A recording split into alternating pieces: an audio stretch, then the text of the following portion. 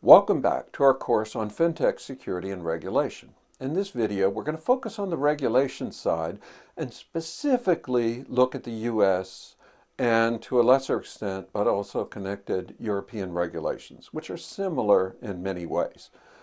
Now, as we think about regulation, it's useful just to give you a little background of what are we talking about here with regulation, because what we have is multiple regulators coming at the idea of regulating finance from very different perspectives.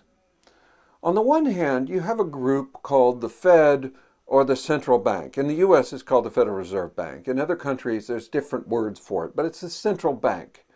And this central bank plays an important role in the economy. One thing they look at in the economy is how much currency is out there, and they do analysis and data collection, and they think about how much is our currency expanding? How much is it growing? What does that mean for inflation? So they're worried about inflation and they want to control inflation. They have a primary instrument to do that, which is called in the US the Federal Reserve rate or the Fed rate, which they will raise from time to time because they're worried about inflation, so they'll push up interest rates.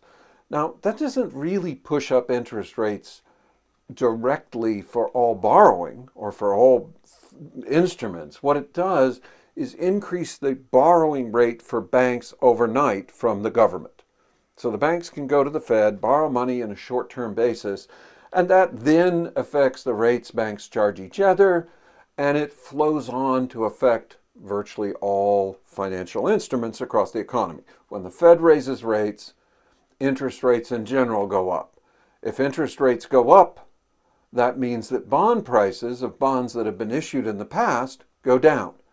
Because if you have a bond paying 5% and the Fed raises the rates by 0.5%, you could get a new bond at 5.5% effectively, or you could buy that old bond at 5%, but you're not going to pay the same price for that old bond. You'll say it's worth less. So interest rates go up, bond prices go down. That's the role of the Fed. They don't do much other than that. And they may talk and think and cajole and push, but they're basically there as a currency regulator and setter of interest rates that influence a lot of things across the economy. So they have a lot of influence. Are they part of the government? Well, that's an interesting question. They are part of the government. They're appointed by the government, but officially they report to Congress, not to the president. The president nominates someone, but Congress has to approve it, and it's for a long-term appointment, and it's supposed to be less political than many positions so that the Fed can be largely independent. It's always questionable how independent are they, and can they be influenced by political pressure, but in theory, they're independent, and they're almost outside of normal government controls. Now, then you have another group that is in charge of regulating banking, and they are definitely part of the administration.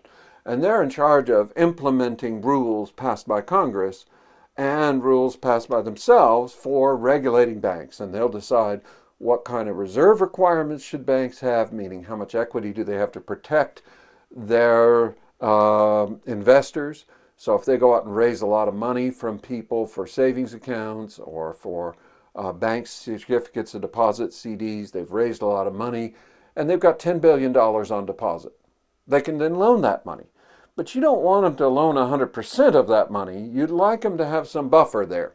Or you'd like them to raise some money from equity in case they make a mistake, or in case something goes wrong, or in case there's an economic downturn. You want some buffer or some protection against risk. And so you require an equity position. How much? Well, that's up to the regulator. And that can change over time. And that can be bigger in its effect than the change in interest rates. If you change the reserve requirement from 5%, you have to have 500 million in reserves, to 20%, you have to have 2 billion in reserves for your $10 billion investment. Oh, shoot. Now the bank has to issue a lot of equity. Equity costs more than debt because equity investors want a higher return than debt investors. And so that's very expensive for the bank. Much worse than a modest change in interest rates, which they can pass on. So reserve requirements affect the health and wealth of the banking industry, but they also affect the economy. and the growth in the money supply. The lower the reserve requirement, the more leverage a bank has, the more money they can create from deposits coming in and lending out, and those get deposited, and you have this virtuous cycle that's very positive. With low reserve requirements, the only downside is you've also got very little buffer in case something goes wrong. So you have a much more volatile, risky economy. You can also do the same thing with banking requirements on how much do you have to have a bank have from a borrower. So you could say, for example, in the housing market, we're going to require that people have 20% down to buy a house or 30% down to buy a house. And that keeps housing from getting too speculative. Or you could say, we only need 5% down. Well, more people can buy houses. And they could buy a bigger house, and they could spend more, and therefore they can speculate more, and then housing prices go up. And therefore, but wait a minute, they're not as stable. Because if everybody only has 5% down or 0% down, and something goes wrong, they're underwater, houses are in default. So a high reserve requirement of their borrowers also helps keep stability in banking.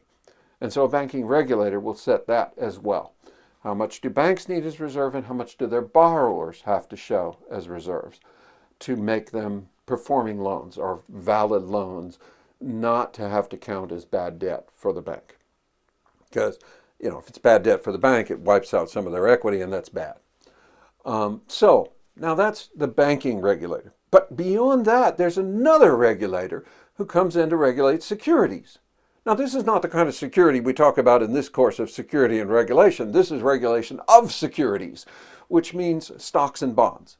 And so we're going to regulate these financial instruments, and we're going to say you have to only issue them with a lot of warnings or a lot of procedures, or you have to make it clear what customers are accepting as risk, or you can only lend to rich people, sometimes called in the U.S. accredited investors, people with a net worth over $1 million can only buy this, or people with certain qualifications. If they're not accredited, you can only lend to or borrow from or get investments from, say, 35 people into your new startup. If you go beyond that and you're talking about people without a ton of money, now you're violating securities laws. It's a different regulator. It's a different agency. They're looking at different requirements, but they could put those requirements onto a bank for their own securities, or onto an investment bank doing trading in securities or issuing securities like bonds or stocks, and say, we're going to regulate you. Now, finally, you have consumer fraud, and we're worried about protecting consumers from high interest rates, and so, or from other misrepresentation. And so you could have an agency, and you do in most countries, looking at how to protect consumers. Consumer privacy, consumer protection against misrepresentation or fraud, or actions that harm customers in some way. And so that's a different regulator. Now, oh, by the way, there is one other regulator which regulates commodities. It's not securities, but things like gold, silver, pork bellies, oil, coal. These are commodities, things that you would trade or buy or use. They're not securities, they're tangible things usually. But sometimes cryptocurrencies might be viewed as commodities. Sometimes they might be viewed as securities. In our next video, we're going to look at crypto everything and ICOs and how do regulators deal with this new world, because that's part of a challenge. So we'll give examples of crypto as well as some other examples of thinking creatively about how to regulate in this world of fintech. Thank you.